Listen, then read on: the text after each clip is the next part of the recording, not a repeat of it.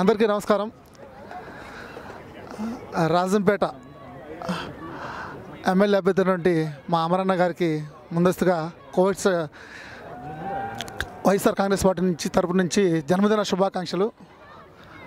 అనునిత్యం అన్నదానంతో ప్రజల గుండెల్లో ఎప్పుడు రాజంపేట ప్రజల గుండెల్లో సుస్థిర స్థానం సంపాదించుకుంటే అమర్నాథ్ అన్న గారికి మీ అందరికీ తెలిసి సేవకు మారిపోయారంటే మొట్టమొదటిసారిగా గుర్తొచ్చే మన కడప జిల్లాలోనే కాదు, ఓవరాల్ మన ఆంధ్రాలోనే అనునిత్యం అన్నదానం చేస్తూ ఎంతోమంది పేదలకు కంటి చూపించినటువంటి మహానుభావుడు మా అమరన్న.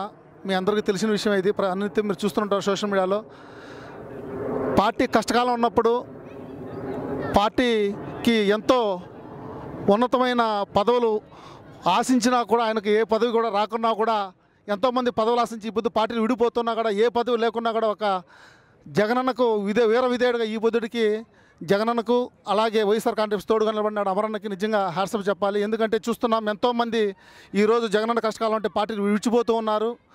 ఎంతమంది పోయినా కూడా, ఎంతమంది నాయకులు పోతూ ఉన్నా కూడా ఇక్కడున్న కార్యకర్తలు మాత్రం పార్టీని విడిచే ప్రసక్తే ఉండబోదు. కాబట్టి జగనన్నకు మేము అందరం తోడుగానే ఉంటాం. ఇప్పుడు రాజంపేట నియోజకవర్గం పరిధిలో కార్యకర్తలకు ఏ ఒక్క చిన్న ఆపద వచ్చినా, అన్నాన్ని తలుపుకుంటున్న అర్ధరాత్రులు కూడా ఫోన్ చేసిన వాళ్ళు లిఫ్ట్ చేస్తారు. ఎందుకంటే దానికి ఆదర్శం, నిదర్శనం అమర్నాథ్ గారి కార్యకర్తలకు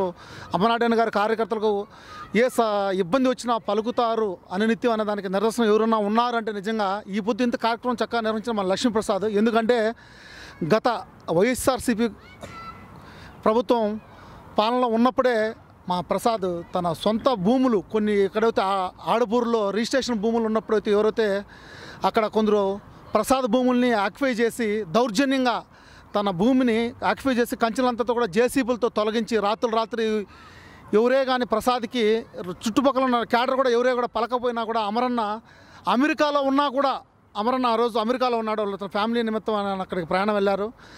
ప్రసాద్ కాల్ చేసి, అన్న నేను కువైట్లో ఉన్నాను, నాకు ఈ విధంగా ఒక చిన్న సమస్య వచ్చిందన్న అని చెప్పగానే అమెరికా ఆ టైంలో ఇక్కడ పగలైతే అక్కడ మనకు తెలిసిన రాత్రులు ఏంటిది, ఆ టైంలో కూడా ఆయనకు లేచి స్పందించి తనకు దగ్గర ఎవరైతే సమీపంలో ఉన్న ఆఫీసర్లు ఎవరన్నా టచ్లో ఉంటే వాళ్ళకి మార్నింగ్ మెసేజ్ చేసి నాకు కాల్ చేయని చెప్పి మళ్ళీ ఉదయాన్నే ఆయన అదే పనిగా లేచి ఆ ప్రాబ్లమ్ని సాల్వ్ చేసి, అలాగే మా గోవిందనారాజు గారు మిథున్ రెడ్డి గారితో మాట్లాడి ఇట్లా అందరూ నాయకులు ఎక్కడైతే మన వైఎస్ఆర్సీపీ లీడర్ ఉన్నారో వాళ్ళందరినీ కలిసికట్టుగా ఒక తాటి మీద తీసుకొచ్చి ప్రసాద్కి సముచిత న్యాయం చేశారు. ప్రసాద్ ఏ హోదాలో అక్కడ లేకపోయినా ఒక కార్యకర్తగా ఆడపూర్లో సింగిల్ హ్యాండ్గా నిలబడి ఈ బుద్ధు ప్రసాద్ అమరన్న బర్త్డే అమరన్న ఇంట్లో ఏ చిన్న కార్యక్రమం చేసినా కూడా కువైట్లో అమరన్న కార్యక్రమం ముందు నడిపిస్తున్నాడు. నిజంగా హ్యాట్సప్. ఎందుకంటే ప్రసాద్ అమరన్నకు ఏ పొద్దు అయితే ప్రసాద్ ఒక వీర విధేయుడుగా ఉన్నాడు. మీ అందరికీ హనుమంతుడికి, మన సీతారాములకి హనుమంతుడు ఎలానో అమరన్నకి కువైట్లో మా లక్ష్మీప్రసాద్ అలాంటి వాడు.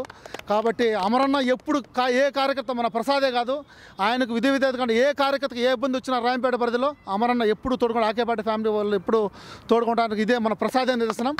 జై అమరన్న, జై అమరన్న, హ్యాపీ బర్త్డే.